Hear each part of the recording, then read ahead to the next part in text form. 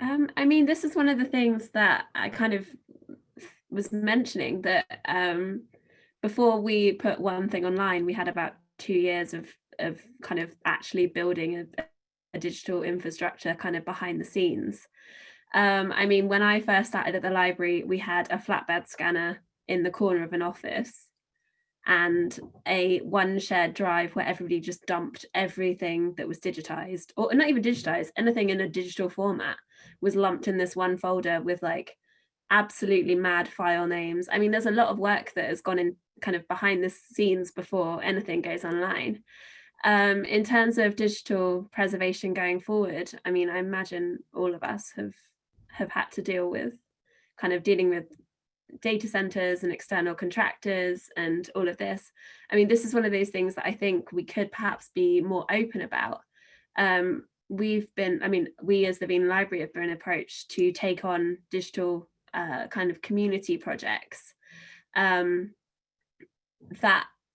have matured in such a way that we can't kind of retroactively fit them into our policies. I went to a thing at the British Library where they were saying that you know, the best thing to do with these kind of projects is to be in on them from the start, so you can kind of influence, you know, kind of trusted institutions and archives and museums can influence decisions and kind of lead the way in terms of the tech and the digital kind of preservation side of things beforehand.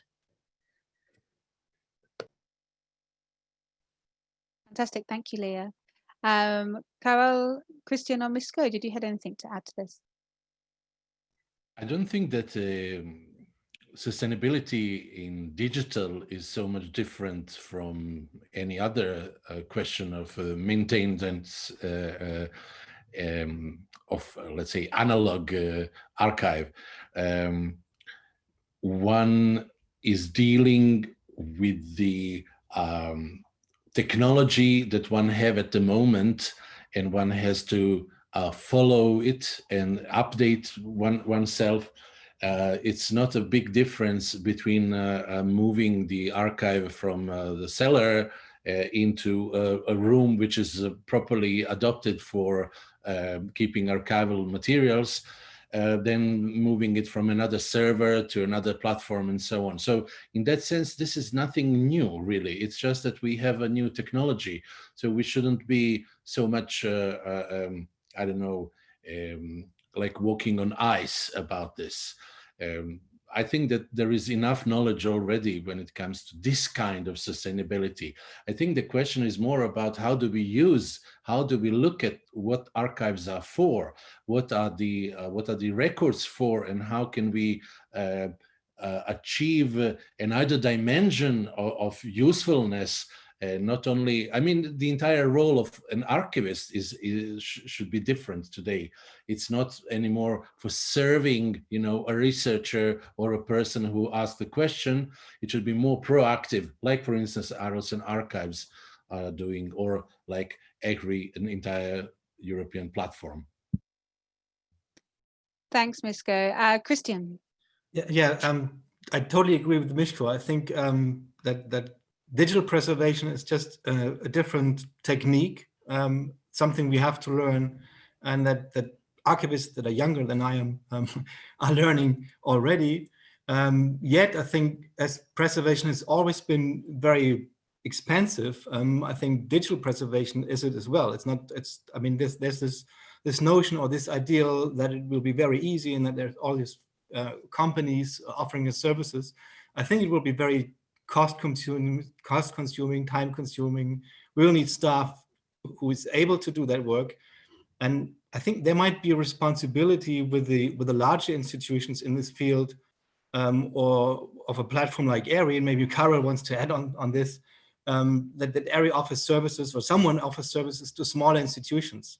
And I think, Victoria, you mentioned the question in the chat. Is there a way to preserve all the commemorations that have happened or will happen online because of COVID-19, which in this way, it was a chance. And will there be a way to preserve these for future generations? And I think we have to contribute to cooperate with each other even more than we already do. especially if you think about saving these commemorations, who will do what. I think it takes a lot of more coordination, cooperation between the institutions in this field. That's all. Absolutely, and thank you, Christian. Yeah, we put in at Sussex a funding bid to do something on that, so we hope that someone thinks it's worthwhile. Carol, did you want to come in about ERI? Yeah, just briefly, that indeed this topic is ERI is often, well, not often, but on a regular basis approached by large projects who run out of funding and then they need land. And this is something that we take very seriously. We cannot just accept everything, but I do feel that a large project like ERI has a responsibility to think along with people who want to really sustain the results. It's not simply scan documents, but also interesting databases. Let's not forget, people are not simply scanning and wanting that to be saved, but people are doing things with that, like Gilly's website, for instance. I mean,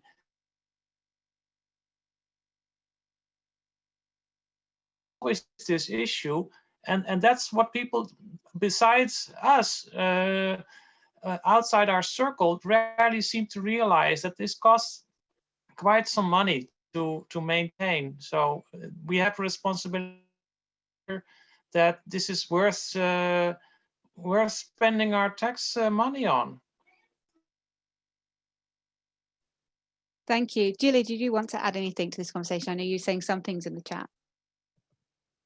Yeah, well, I was just sort of talking to one of the people in the chat about this imbalance. On the one hand, there's these digital creation companies to whom I mean, I don't know about you, I don't know how to build a website from scratch, so I've had to pay some tech guys to build it, and then I provide the content which I have learned how to upload. So on the one hand, there's these digital companies who are building things, who are, whether they're getting rich on this, I have no idea.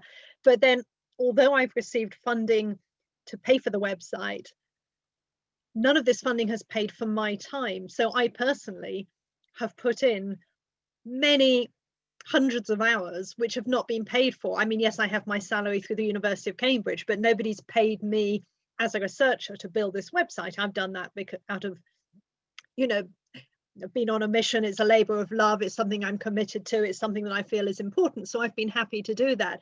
But it's interesting, we have this imbalance between the tech companies getting rich while the researchers are giving their time for free. Or maybe some of them, maybe if I was on the ERI project, I'd get a salary for working on the ERI project. But all through this, my grants have paid for tech companies to build websites and to do that kind of back of the shop, what's it called, wireframe building for me.